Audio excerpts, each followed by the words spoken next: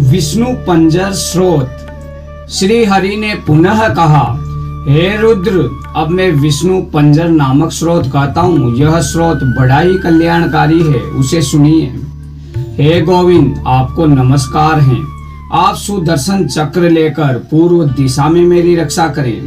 हे विष्णु, मैं आपकी शरण में हूँ। हे पद्मनाभ, आपको मेरा नमन है।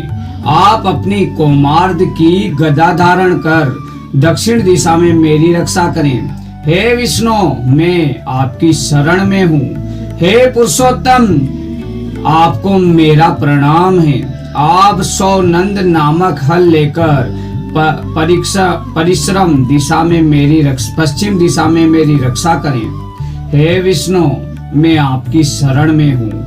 हे पुंडरीकाक्ष, आप सातन नामक मूसल हाथ में लेकर उत्तर दिशा में मेरी रक्षा करें। हे जगन्नाथ, मैं आपकी शरण में हूँ। हे हरे, आपको मेरा नमस्कार है।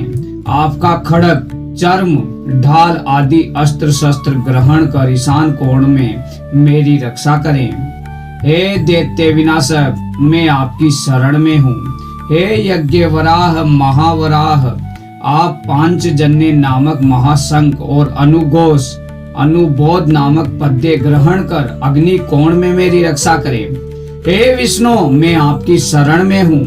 आप मेरी रक्षा करें।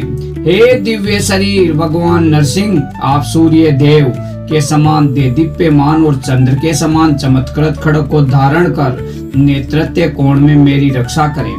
हे भगवान हयग्रीव, आपको प्रणाम है।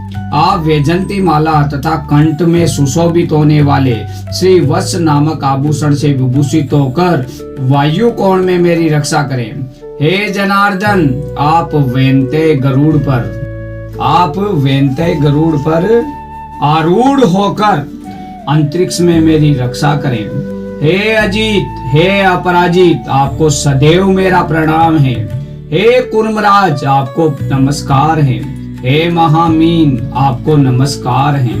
हे सत्य स्वरूप महाविष्णु, आप अपनी बाहु और पंजर रक्षक जैसा स्वीकार करके हाथ, सिर, अंगुली आदि समस्त अंग उपांग से युक्त मेरे शरीर की रक्षा करें। हे पुरुषोत्तम, आपको नमस्कार है। हे वृषध्वज, मैंने प्राचीन काल में सर्वप्रथम भगवती ईशानी कात्यायनी की रक्षा के लिए इस विष्णु पंजर नामक स्रोत को कहा था। इसी स्रोत के प्रभाव से उस कात्यायनी ने स्वयं को अमर समझने वाले महिषासुर, रक्तबीज और देवताओं के कंटक बने हुए अन्याय दानों का विनाश किया था।